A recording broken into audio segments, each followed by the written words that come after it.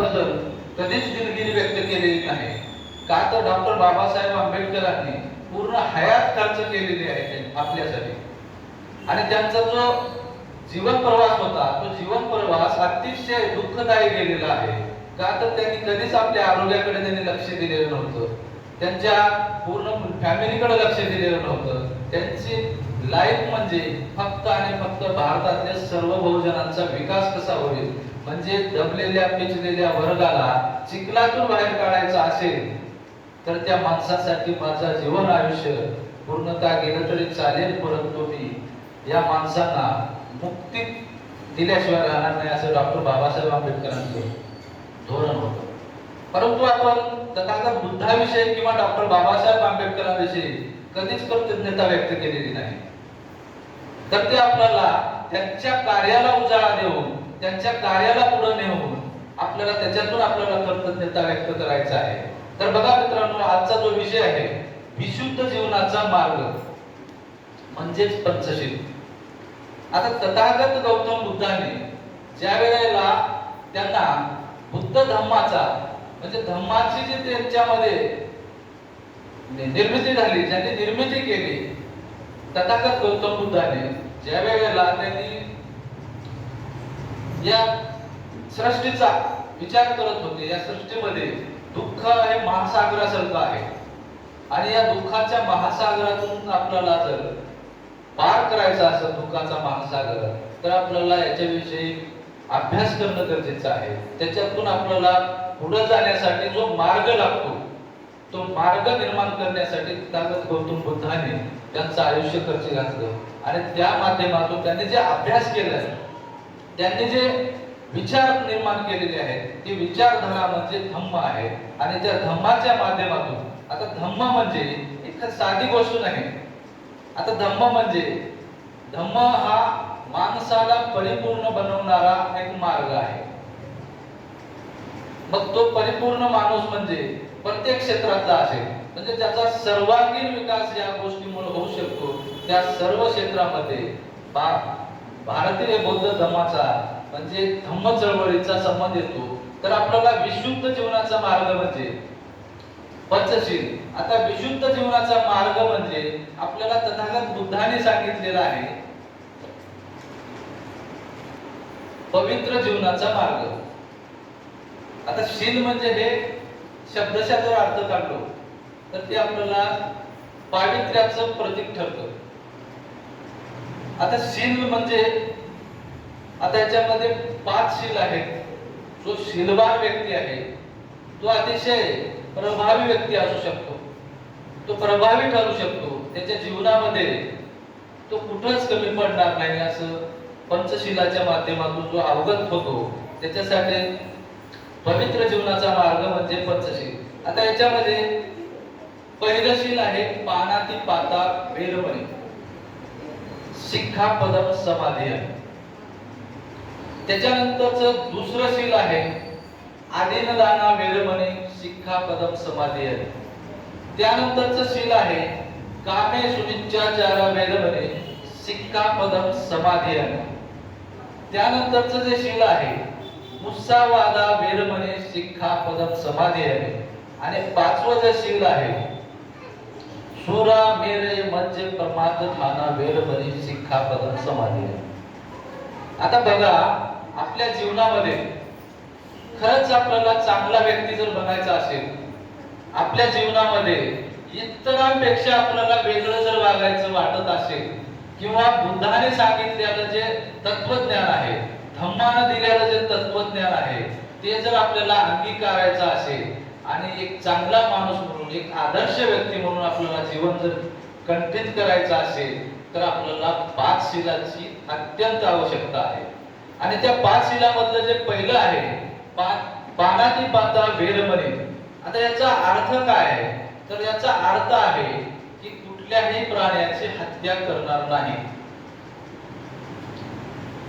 आता याचा विचार जर केलो आपण आपल्या जीवनामध्ये, आपण जीवन कंठित असताना, आताचं युग म्हणजे स्पर्धेचं युग आहे, डिजिटल युग आहे आणि या युगामध्ये प्रत्येक व्यक्ती स्वार्थाने बरबटलेला आहे. प्रत्येकानं स्वार्थ साधण्यासाठी कुठल्याही थराला जायला तयार आहे. मग त्याच्यामध्ये तर प्राण्याची कुठल्याही पद्धतीनं हत्या झाली नाही पाहिजे असं बुद्धाने सांगितलेलं आहे. परंतु आपण जीवन कंठीत असताना विविध प्रकारचे किडे असतील, प्राणी असतील, या सर्वांना आपण म्हणजे आपण रोजच्या जीवनामध्ये कधीही ते मरतात. कोणाच्या पायाखाली मरत असतील, कोणाच्या झाडून मरत असतील स्वच्छता करत असताना. अशा पद्धतीने कुठेही म्हणजे आपण किड्या मुकड्यापासून प्रत्येकाला आपण खेचून काढतो. परंतु आता इथं दोन प्रकारचे आपल्याला त्याच्यामधून हत्याच्या विषयी चर्चा करायची आहे. आता हत्या ही कशाला म्हटली जाते, परिपूर्ण हत्या कशाला म्हणायचं. आता हत्या करायचं म्हटलं तर पहिल्यांदा आपल्या मनामध्ये एका विषयी हत्या करणे म्हणजे जिवंत मारणे हे विचार आपल्या मनामध्ये निर्माण होणे. त्यानंतरची प्रक्रिया आहे की तो प्राणी असणे आवश्यक आहे. म्हणजे आपल्याला कळलेलं आहे की तो समोरचा प्राणी आहे. त्यानंतर आपण हत्या करायची तर कशाने करायची ती प्रक्रिया, म्हणजे त्याच्यासाठी तलवार असेल, भाला असेल, बर्फी असेल किंवा कुठलंही साधन असेल त्याचा वापर करून आपण हत्या करतो. त्याचबरोबर आपण हत्या करत असताना त्याला कायमचं संपवणे म्हणजे जिवंत मारणे, त्याच्यात कुठल्याही प्रकारचं जीव न ठेवणे शिल्लक. अशा पद्धतीनं 5 प्रकारे आपण त्याला जिवंत जर मारलो तर ते 100% हत्या होते. आणि आपण सर्रास जीवनामध्ये हत्याचं पाप प्रत्येक व्यक्ती साधारणपणे 99% लोक हे हत्या करत असतात. परंतु आता ह्याच्यामध्ये 100% हत्या केलेला माणूस पापी असतो हे बुद्धानं सांगितलेलं आहे. आता याच्यामध्ये आपण ह्या 5 पद्धतीपैकी आपण 1-2 पद्धती जरी विसरलो किंवा टाळलो तर मग हत्या होते का, तर ते हत्या होत नाही. 100% हत्या होत नाही. परंतु ते हत्या करत असताना ज्या गोष्टी घडतात त्याचा विपरीत परिणाम मात्र त्या प्राण्यावर होतो, म्हणजे त्याच्या जीविताला होतो. उदाहरण द्यायचं झालं तर एखादं मातीचं मडकं आपण विचार करा, तर मातीच्या मडक्याला आपण थोडासा जरी धक्का मारलो जोराचा तर तो डॅमेज होतो. आणि डॅमेज झालेल्या मडक्यामध्ये जर तुम्ही पाणी टाकलात तर पाणी बिलकुल थांबणार नाही, ते निघून जाणार. म्हणजे त्या पद्धतीनं ते आपली जी हत्या आहे ते डॅमेज करण्याची प्रक्रिया आहे. म्हणजे 100% हत्याच्या पूर्वीची म्हणजे 50% हत्या आहे, परंतु ते सुद्धा हत्यातच मोडतं. म्हणजे आपल्याला पाप लागणं हे गृहीत आहे. त्याचंच एक उदाहरण, जेव्हा एकदा बुद्धाच्या काळातली गोष्ट आहे, ज्या वेळेला एक भिक्खू असतात, म्हणजे बाप लोक भिक्खू असतात आणि ते बुद्धाला भेटण्यासाठी जातात. बुद्धाला भेटायला जाण्यासाठी ते दूरवरून प्रवास करत आलेले होते, परंतु त्यांना दिवस मावळलेला दिसू लागला आणि मग बुद्धापर्यंत जाण्यासाठी आपल्याला अंधार पडेल की काय असं त्याच्या मुलाला वाटू लागलं. आणि मग त्यावेळेला भिक्खूनी काय म्हटले, मुलांनी वडिलांना, आता त्यावेळेला त्यांनी बाबा म्हणत असतील, काहीतरी शब्द वापरत असतील, तर थोडस लवकर चला, अंधार पडण्याची शक्यता आहे. आणि म्हणून त्यांनी थोडस ढकलले, वडिलांना थोडस पुश केले. आणि ते पुश केल्यामुळं वडील हे म्हातारे होते, म्हणजेच भिक्खूचे वडील ते सुद्धा भिक्खूच होते, परंतु ते म्हातारे होते वयानं. तर त्यांनी थोडस जोरात धक्का दिल्यामुळे त्यांनी जमिनीवर पडले आणि त्या जागी मृत्यू झाला. त्या भिक्खूचा मृत्यू झाला. मग ते मुलगा जो भिक्खू होता तो परेशान झाला, हैराण झाला की काय पाप करून ठेवलो. त्याच्या मनामध्ये वेगवेगळे प्रश्न निर्माण झाले की मी हत्यारा आहे, माझ्या वडिलांचा मी वध केलेला आहे. आणि मग ते जाऊन बुद्धाजवळ गेले आणि बुद्धाजवळ झालेली हकीकत सांगितली. आणि बुद्धाने विचारले, भिक्खू, तुम्ही ज्या वेळेला वडिलांना तुमच्या धक्का दिला, त्यावेळेला तुमच्या मनामध्ये वडिलांना जिवंत मारण्याचा विचार आला होता का? तर त्यावेळेला भिक्खूंनी म्हटलं, असा कुठलाच विचार माझ्या मनात नव्हता,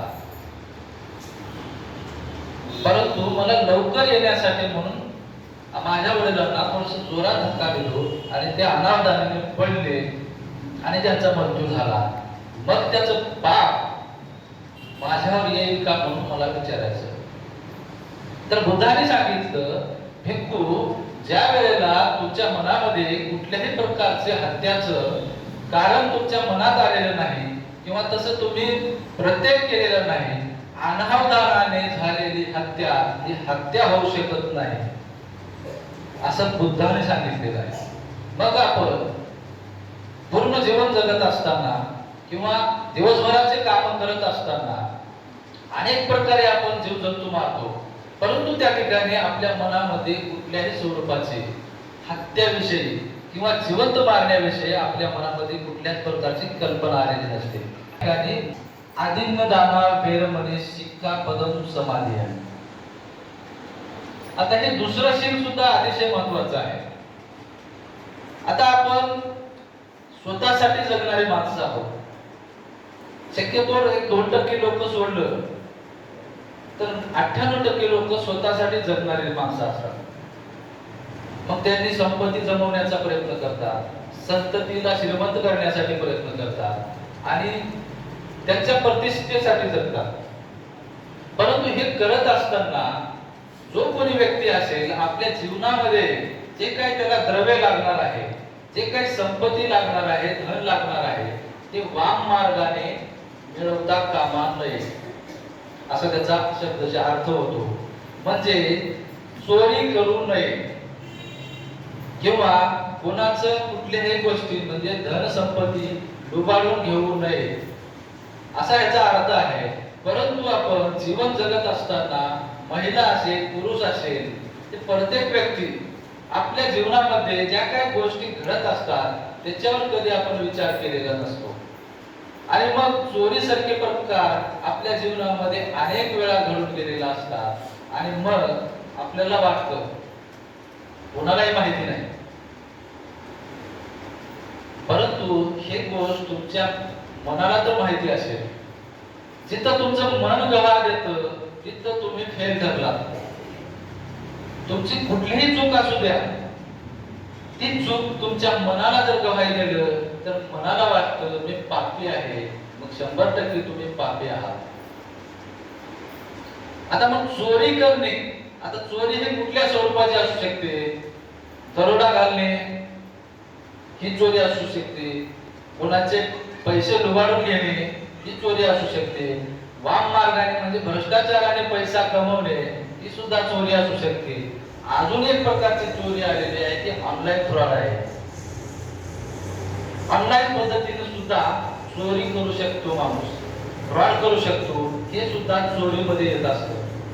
आणि म्हणून प्रत्येक चांगल्या अनुयायाचं कर्तव्य आहे, जे की बुद्धाने सांगितलेलं आहे, वाम मार्गाला न जाता चांगल्या सुखकर मार्गाने जायचं असेल, आपल्या जीवनामध्ये जर आनंद ठेवायचा असेल, दुःख सारायचं असेल, सुखाच्या वाटेने जायचं असेल, तर आपल्याला त्या चोरीचा मार्ग म्हणजे वाम मार्ग हा दुःखाचं मूळ कारण आहे.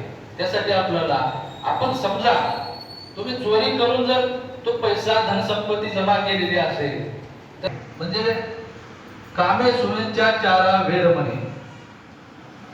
आता हे आपल्या मानवी जीवनामध्ये अत्यंत संवेदनशील आहे, अतिशय संवेदनशील. तर याचा अर्थ असा आहे, कामे सुनेच्या चारा वेरमणी म्हणजे व्याभिचार न करणे. आता बघा, आता या जीवसृष्टीमध्ये जीवाची निर्मिती जी होते हे आपल्या सर्वांना माहिती आहे. का तर जीवशास्त्र सांगतं एक 2 जीवापासूनच तिसऱ्या जीवाची निर्मिती होते. हे सर्व असताना आपल्याला बुद्धाने तथागताने सांगितलेलं असताना, बुद्ध आणि त्याचा धम्म यामध्ये लिखित स्वरूपात असताना 22 प्रतिज्ञेमध्ये डॉक्टर बाबासाहेब आंबेडकरांनी सखोल असं सांगितलेलं असताना सुद्धा मानव जीवन कंटित असताना अशा प्रकारच्या घटना विशिष्ट लोकांच्या जीवनामध्ये आलेल्या असतात. आता याच्यावर मी क्लिअर बोलतो का तर बुद्धाने स्वतः सांगितल्यामुळं आपण या विषयाला सखोल असं माहिती घेणं गरजेचं आहे. व्याभिचार करणे म्हणजे काय? व्याभिचार म्हणजे एका पुरुषाने त्याच्या पत्नी व्यतिरिक्त दुसऱ्या महिलेशी ठेवलेले संबंध म्हणजे व्याभिचार. आता पूर्ण व्याभिचार कशाला म्हणायचा? आता व्याभिचारामध्ये वेगवेगळे प्रकार आहेत. मग आता 100% व्याभिचाराचा जर विचार केला तर काही पुरुषांना महिलांशी वाईट गोष्टी बोलणं आवडतं किंवा काही महिलांना पुरुषांशी वाईट गोष्टी बोलणं आवडतं. ते बोलणं म्हणजे ते वाईट आहे, पाप आहे. परंतु त्याच्यात 100% व्याभिचार होऊ शकत नाही. परंतु ती जी प्रक्रिया आहे ती डॅमेज करणारी प्रक्रिया आहे. जसं त्या मडक्याचं उदाहरण दिलं त्याच पद्धतीची ती प्रक्रिया आहे. त्यामुळे सुद्धा आपल्याला पाप लागू शकतो. मग आपण जर इतर महिलेशी संबंध ठेवलो म्हणजे ज्या व्यक्तीनं 100% इतर महिलेशी ज्याला संभोग म्हटलं जातं मराठीतला शब्द तो केला जातो तो म्हणजे व्याभिचार 100% आहे. आणि त्याचं पातक त्या पुरुषाला लागणार आहे, त्या महिलेला लागणार आहे. आता ह्याच्यामध्ये दोघंही कारणीभूत आहेत. अशा पद्धतीचं वागणं म्हणजे एक हीन प्रकार आहे. का तर ज्या व्यक्तीला स्वतःची पत्नी आहे त्या व्यक्तीनं त्या महिलेसोबत म्हणजे आपल्या पत्नीसोबत ज्या गोष्टी करायच्या त्याने आनंदात करावं. परंतु इतर महिलेसोबत ज्या गोष्टी घृणास्पद असतात ते करू नये असं तथागतांचं म्हणणं आहे. ज्याच्यामुळे समाजामध्ये विकृती निर्माण होते आणि दोन्ही मनामध्ये विकृती निर्माण झाल्यामुळे अशा पद्धतीच्या लोकांमध्ये कधीच भरभराटी येत नाही. मुस्सावादा वेरमणे. आता मुस्सावादा वेरमणे म्हणजे आपण सकाळी उठल्यापासून संध्याकाळी झोपजेपर्यंत सातत्यानं खोटं बोलतो. त्याचा अर्थ काय होतो? खोटं न बोलणे. आणि मग आपण काय बोललं? खोटं बोललो तर एक गोष्ट बोललो तर काय होते, दोन गोष्टी बोललो तर काय होते, आणि बारीक सारीक बोललो तर काय होते. परंतु आपण सकाळी उठल्यापासून संध्याकाळी झोपजेपर्यंत ज्या काही गोष्टी आपण खोटे बोलतो, नाटे बोलतो, त्याचं प्रतिबिंब आपल्या पूर्ण घरावर तयार होतं. म्हणजे कुटुंबात सुरा मेरे मज पमाद ठाणा वेरमणी सिक्खापदम समाधी आहे. आता ही एक जे शील आहे ते अतिशय शेवटचं शील आहे आणि अतिशय संवेदनशील बनलेलं आहे. आता बघा पूर्वीच्या काळापासून नाही कोणी कोणाला लिहा म्हणून सांगितलेलं नाही आणि कोणी कोणाला फोन करून बोला म्हणून सुद्धा सांगितलेलं नाही. परंतु एका स्टेटस वरून बघून त्यांची प्रतिक्रिया लगेच येते